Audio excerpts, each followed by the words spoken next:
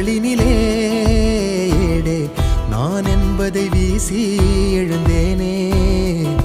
மனமே தான் என்பது போகும் பெருங்கணத்தினிலே கூவி வாவென்றொரு வாழ்க்கை சிறு குரலாய் அருளாய் பேச போகாது